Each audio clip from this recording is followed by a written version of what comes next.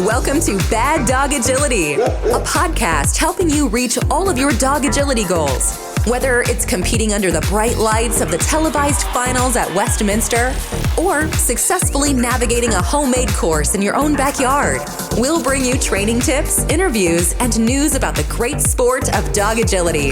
Are you ready? I'm ready. I'm ready. I'm ready. The show starts with your hosts, Jennifer, Esteban, and Sarah. I'm Jennifer. I'm Esteban. And I'm Sarah, and this is episode 392. Today's podcast is powered by Canine Handler Fitness with Liz Joyce, built for agility handlers who want to keep up with their dogs. With Liz's All Access Pass, agility handlers at every fitness level can hop in right where they are and work towards their specific goals. From building strength and balance to boosting speed and stamina, these short, effective workouts target exactly what you need on course. Your dog's ready, are you? Head to caninehandlerfitness.com to get started today. Today, we're going to be talking about traveling to big events. And we don't just mean traveling, we mean big traveling. We mean road trips, multi-day type things. And this came to us from one of our VIPers who asked if we had done a podcast on the requirements and planning for traveling to big events. And for this person specifically, they are looking to cross the country to go to NADAC Champs, and kind of wanted our advice on what we do for travel. So that's kind of the background, and we're going to talk about what we pack, how we deal with our dogs, things like that. So we'll start with the questions that this person has. And they were wondering, they weren't talking about like dog skills per se, but so the first question was, how much driving should we expect our dogs to tolerate per day? So kind of on the driving side. And when I was thinking about this podcast, Jen specifically, this popped into my head.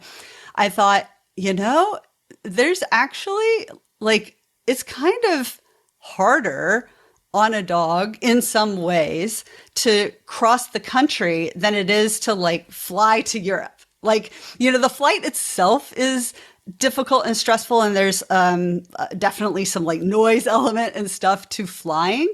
But time-wise, you can get to, Paris faster than you can drive to LA, So I guess you do a lot of drive traveling, and we do a lot of drive traveling too. We prefer to drive places rather than fly. We've always had big dogs, so we couldn't necessarily easily fly places. We often travel with multiple dogs, as do you, and so then flying becomes a lot more difficult. So we're all pretty seasoned drivers, right? Yeah, I think for me, it's been a lot of experimentation and learning what I think is best for both me and the dogs. In terms of driving, I do prefer to drive over fly. Even though it sometimes takes longer, it's just less restrictions on how much stuff you can take. Yeah. I often have multiple dogs, so that's easier.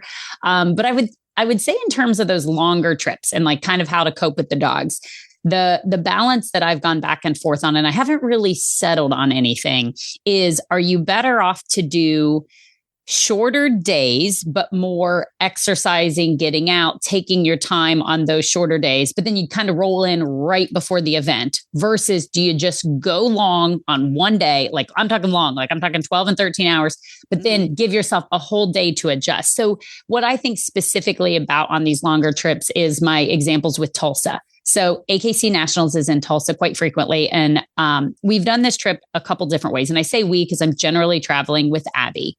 And it's 13 hours. And generally you need to be there on Thursday. So we have done we're going to go partway Wednesday, but we're going to stop at parks. We're going to go 6 or 7 hours, but we'll do 3. And then at lunch, we'll stop. And then we'll do another 4. And then we'll stop early for dinner and let the dog stretch in the hotel room. But you're rolling in later on Thursday because you're doing part of it Wednesday, part of it Thursday. And then you got to be ready to go on Friday. So you don't get much time to acclimate to the hotel or to the local area or to the Airbnb. What we have kind of more recently done is just get in the car and go on Wednesday, leave at 6 a.m. and drive 13 hours on Wednesday. I mean, yes, you have to stop, but they're quick, get in, get out, potty dogs, eat lunch, go. And then we have all day Thursday to just relax. What I personally like about this for me is it's one less hotel that I'm stopping at, moving in, checking in, setting up, covering the beds, hauling the dogs in. and then loading up the next morning and getting out. I think there are factors in terms of how long the dogs can go, how well they handle a crate, how many drivers you have. I think physically, people struggle with the longer days and getting out of the car. But again, you get there Wednesday night and you have all day Thursday to unpack, sleep in. It might be your only morning you get to sleep in, right? Because when we do halfway, we're like, get on the road early, wander around the show set, wander around, figure out where the local parks are, stretch the dogs, and just have a day to kind of, okay, I made it. I feel like when I split up the travel, like I'm anxious, like, oh, okay, we got this many hours and we got to get there and check in. So I think in terms of like those longer trips, it's the debate of, do you just drive hard, but give yourself time there? Or do you take your time, but maybe spread it out across a couple of days? And I've done both and they each have their pros and cons. So I kind of think about those as being two very different mindsets on road trips. Right. Yeah, I like that a lot. And I think, when I think about the road trips that I've done and when I think about how do I take care of the dog, right? I have a very, very good built-in timer, and it is my bladder. Like if I'm on a road trip, like I'm going to have to stop every, 3 or 4 hours to go to the bathroom. I have a small bladder. And every time I stop to go to the bathroom, I just take the dogs out one by one, just walk them over the grass. It's not very long. I'm not like taking walks, but I let them jump out, go to the bathroom if they need to, walk around for 2 to 3 minutes and then, put them back into the crate. And so, I find that works very well. I don't personally feel the need to do a whole lot more than that. I feel like when we are with our dogs in this way, we become hyper aware of the fact that they are there and they are like laying down in a crate, and it makes us feel bad, And I think that, there are days that if you were just lounging around on a Sunday, that your dog would spend a very large portion of the day lying around. Yeah. Maybe even in their crate with the door open. Right. That's exactly how I think of travel, is like, what would they be doing at home? Right. I wouldn't be pottying them every 2 hours at home. So I don't need to stop every 2 hours on the road. So I think the same way you do on that. All right. So I think that there's a lot of guilt that people need to just kind of set aside. And it's like, you and your dog are going from point A to point B. You're going to have stops. You're going to go to the bathroom, both of you. You're good. If you have to stop for a meal, you stop for a meal. If you feed your dog, you feed your dog. And, and you get to where you're going. And like, I kind of treat it as simple as that. This person did have a question about, if it was a good idea to maybe, go from like practice site to practice site along the way, like multi-days. You could get a little practice in. Maybe they would be at an unfamiliar site, which might be good practice for the fact that you're going to another unfamiliar site for an event. He said it's a lot of work to plan. Would it be worth it? So I guess just kind of off the top of my head, I have a couple of thoughts. I think that maybe end of the day, if you have access to a field, maybe that's helpful. The couple of concerns that I have are, I think it's probably actually worse to like drive, 6 hours and then work your dog and water them and all of that, and then put them in a crate for another 6 hours. Like, I think that might actually be more physically difficult than just going the 12 hours and maybe even just relaxing. Or, if at the end of the day you have access to a facility, maybe you could do a very small amount of work. But I wouldn't want to do a lot when my dog is kind of coming off of being so cold. I don't know. That's just like totally off the top of my head. So what do you guys think about that?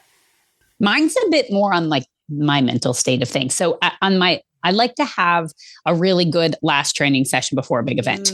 And I will try to somewhat have control over that in my schedule. So let's say I'm leaving Wednesday. Okay. I will say, okay, Monday, we're going to do our last training session. I'm going to set them up for success. But if it goes horrible, I have Tuesday. I have Tuesday to go back out.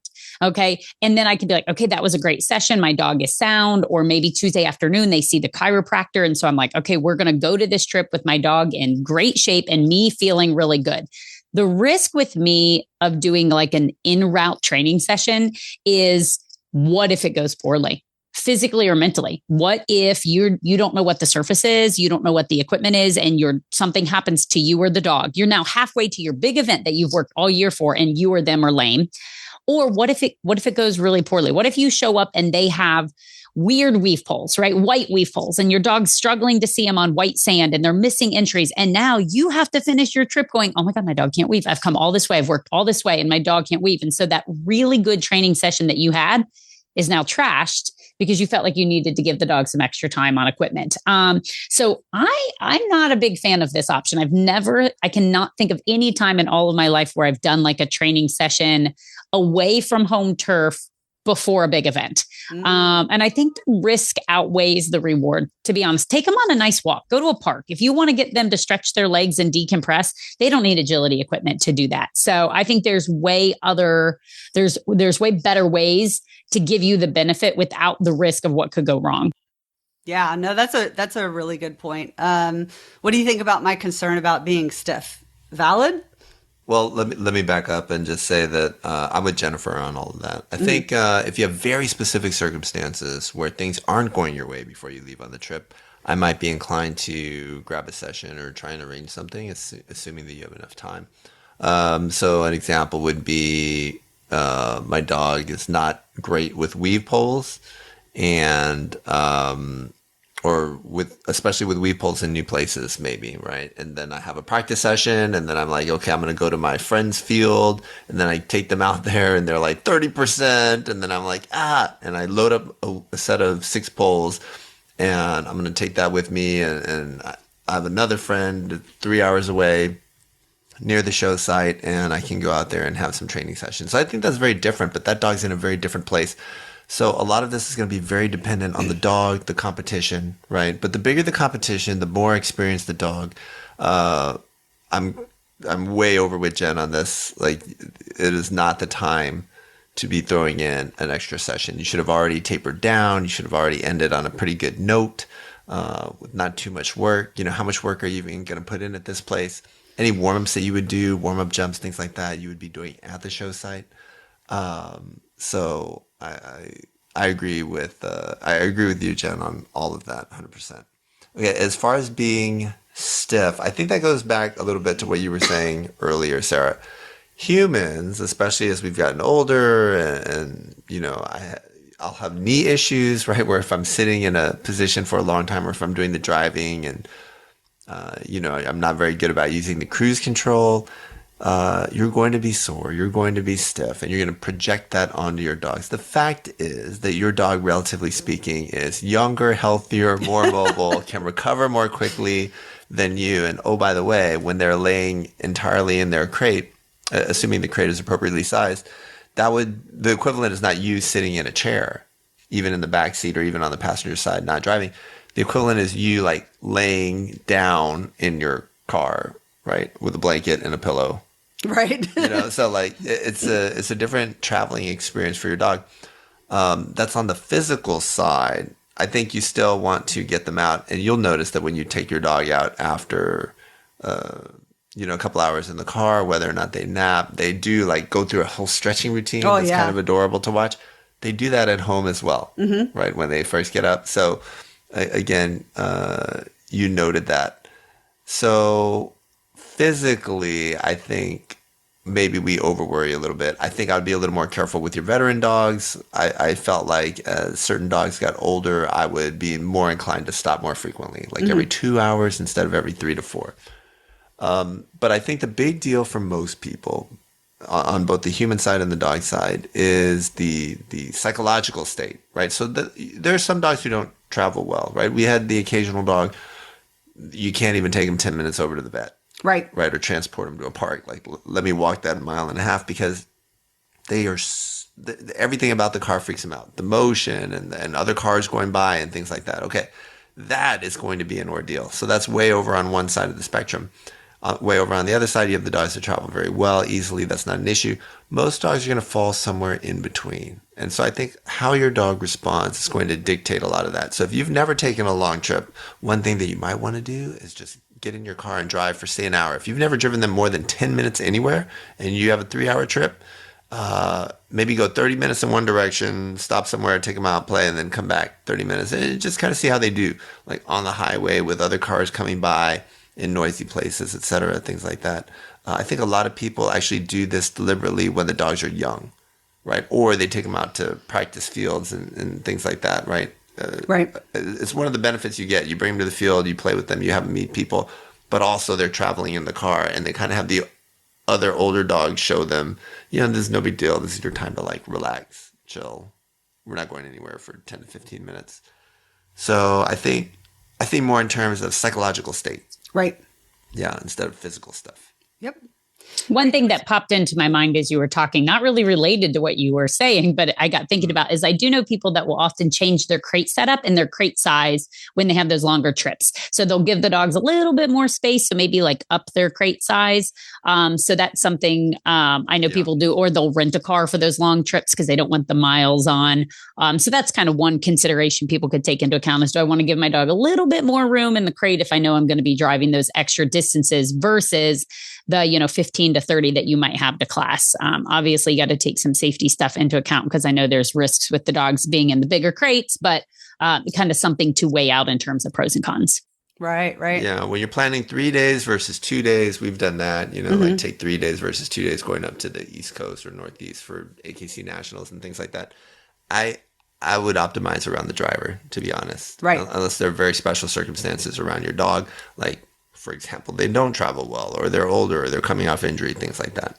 I do think that you want to plan it so that you have a night's sleep between your drive and your event. So I think a good night's sleep can fix a lot of things. We've talked about that before with big events, but I think that's pretty important. We have rolled into nationals the day of, but it's usually for that warm-up day or that ISC or premier part of nationals that doesn't actually count towards the National Agility Championship. So you can kind of view it as a warm-up run, but in general, like just giving them that, not just the physical, I think more that mental break. It's kind of like that old saying, when somebody asks you a question, you're like, I can't remember, I've slept since then.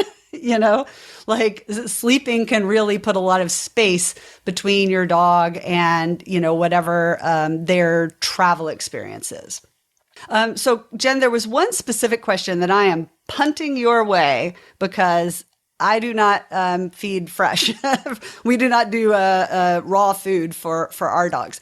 So this person asked, how do you keep frozen food fresh without an RV?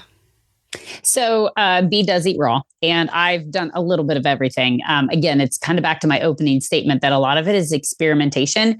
So she does eat raw, and depending on the length of the trip, if it's not all that long and I'm not going to be in the car too long, I will take frozen. So I grab it right out of the freezer. I don't let it defrost, and I'll use like a Yeti cooler. And I will take frozen with me.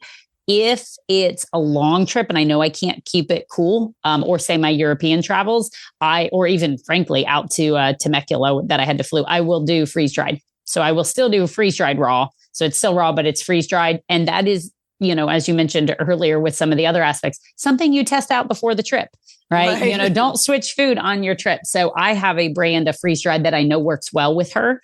I don't use it regularly just because it's more expensive, but to load up and take on the trip, I will.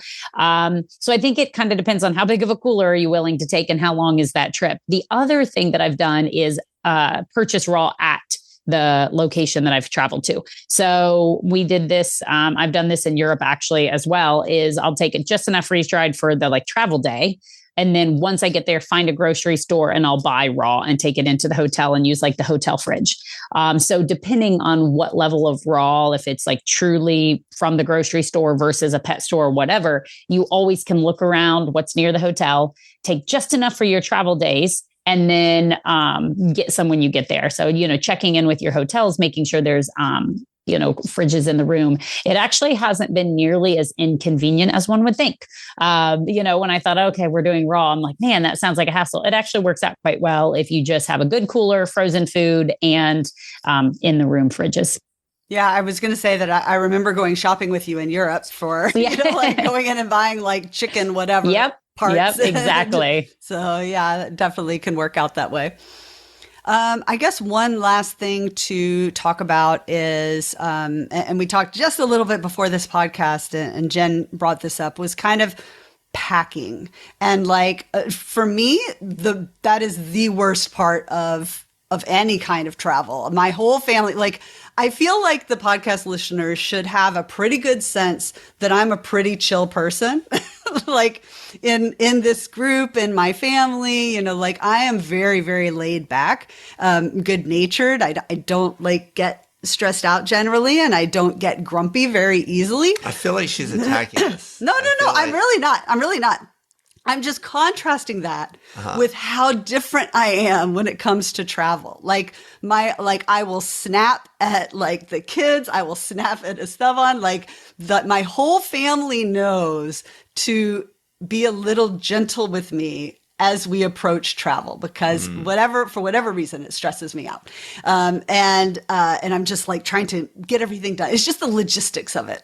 I get a little bit high strung just around travel.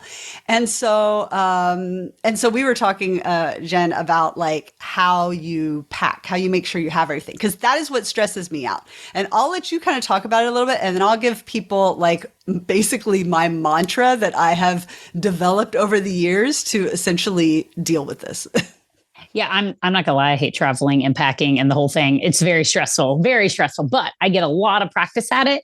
And over the years, it's almost just become a subconscious, okay, put in this. But I kind of mentally categorize my packing. If we're just talking packing, into 3 categories. There's the stuff I need for the dog, the stuff I need for the environment, and then my stuff. And I usually pack in that order because I always have to prioritize the dogs. So I'm always I need their stuff. They need their food. If I show up and I forgot to pack underwear, I can go to the store and buy some. But if I forget their food, what if I can't find the right food? And so I pack all my normal dog stuff. So this is dog food, first aid kit, leash, toy, ring bag, the standard stuff for the dog. So both at the show, but also the travel. Okay. Your dog crate, that kind of stuff. Then I go through and I'm okay, what is specific to the environment? What I think about is this particular event. So being outside in Temecula, California with the heat, what did I need there versus when I'm going inside in Tulsa where it's damp and cold. So these are the adjustments on shoes based on surface. So grass versus dirt. Maybe what crate I take. I have crates that go on dirt and crates that go on turf because I hate dirt. So I keep everything separate. Sunshades, the travel fans. So some of those little travel fans if I'm going to hot climate. So that's kind of the third category of what I pack on, site specific or climate specific. I think of them as environmental needs. And then the third is my stuff. Now, the great part about my stuff is we're at the dog show all day. It's very easy uniform, leggings, dog t-shirt times 4. And just throw it all in the suitcase with the cosmetic bag and you are set. It's way easier for me to pack for a big dog event than a vacation. When you go on a non-dog vacation, you're where are we going to dinner? Do I need a nice outfit? Do I need casual? Right. I'm not wearing leggings. So now I need all these sets of shoes where dog events, it's 1 pair of comfy shoes and 1 pair of running shoes and I'm set. So I always do mine last because it's the easiest, the fastest for me, because it's just, I call it the agility uniform, Right. T-shirt, leggings, sweatshirt times 3, off we go. So that's kind of the 3 areas that I think of. If you just think, oh my gosh, I have to pack for a week in California with 3 dogs and a baby and a husband and a kid, it's very overwhelming. Right. But if you're okay, let's start with packing the dog stuff. Okay. Let's start with then doing, the show site stuff, and then going in it kind of, and I usually do them by the day. So I'll pack 3 days out, I'll do all the dog stuff, get their food bagged out, make sure the first aid kit is restocked. make sure their favorite toy is washed and clean and I've got the perfect leash. And then I move on to stuff for the site and making sure that will fit in the suitcase, and then kind of cram my stuff in on that final day before we're ready to go. Right. Yeah. Again, it's the nice thing about driving is that if you think of something at the last minute or whatever, you just throw it in the car. You just like open. Absolutely. We, a couple weeks ago, Abby and I took an RV to a trip, to a show. Wow. First time. Whew, we did not pack efficiently. When you have an RV and you have 8 dogs and 2 people, you just are like, you don't make cuts because you're like, oh, we have the room. Do we need this? I don't know. Throw it in. Do I need this pair of shoes? I don't know. We have room. Do I need this crate? I don't know. And we showed up. It was amazing that we were able to fly to California with 1 suitcase, given the stuff that we loaded into this RV. And that is a big part of why I like to drive, is that you have the extra space to take the extra things. But then you end up just like throwing them in like grocery bags. You have like 5 different grocery bags with like random stuff in it. Abby showed up at the RV and literally there was like 9 random bags. Right. It was like, what is all this stuff? Right. So the way that I have developed to deal with travel for myself is I always have, what is the bare minimum? Like, what can I literally cannot do this event without? And so this first started when I was doing software consulting and I was traveling for work, and I would get so stressed out. And finally I would just be like, do I have my laptop and my ID? Right? Like, I have to have my laptop for work. I have to have my ID to get on the plane. Anything else that I've forgotten, I will deal with. I will buy it. I will, go shopping, whatever I need to do. And so that's what I developed. Like for water polo, when I'm talking to Hannah and we're about to leave, I'm like, do you have your contacts and do you have your suit? Those are the 2 things that we cannot replace. And you can do water polo as long as you have those 2 things. Anything else, we'll deal with. And so I do the same thing with dog travel. It's just about what is the bare minimum that I need? All right. Last question is, paperwork for vaccinations for crossing state lines. I'll admit that I do kind of remember we used to take rabies. Yeah, taking our rabies with us and stressing about it, but I've never been asked for anything ever. And so I think we got kind of maybe lax on carrying that with us. Plus you always have digital proof of everything. Is there anything in particular paperwork wise that you take, Jen? I know there are states that, require, I'm doing the air quotes, require stuff. And I think one of the big ones is every time we go to Purina, I feel like Purina sends out a bunch of stuff about have your paperwork to prove that your dog has rabies or whatever. I have never taken any paperwork to travel within the United States by car. Right. Never. I have when I go to Canada, right, to cross the border. Yep. Never been checked for it, but I always take it there. Right. And obviously for the flights, I should say, let me rephrase that, international flights. For the flights within the US, they do require you, but I've never been asked to see it. So when we went to California, I took all my paperwork, but nobody ever asked for it. Right. But if I'm just going to New Jersey, I'm going to Philly for Premier Cup, I'm going out to Tulsa for National, I'm going down to Florida for the US Open, I do not take any health stuff with me. And maybe that'll burn me sometime, but I've never needed it, nor have I had any close kind of first person contact with anybody who's needed it or had any bad experience with not having it. Right. All right. Well, then your experience matches our experience. All right. So I think that we have addressed the question for sure. And I hope that this is helpful for anybody that is planning a trip. I'm actually going to be taking the poodle to California this summer. So, we're going to be taking a road trip. She hasn't been anywhere super far away. So that will be interesting. And I will take all of my own advice when it comes to packing and preparing. And that's it for this week's podcast. We'd like to thank our sponsor, Canine Handler Fitness with Liz Joyce. Happy training.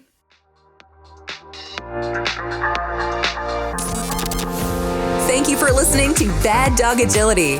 We hope you enjoyed today's episode. For more information, updates, and links to all our socials, just check out our website, www.baddogagility.com. If you haven't already signed up for our email subscription, we would love to have you join the BDA community. Until next time, take care.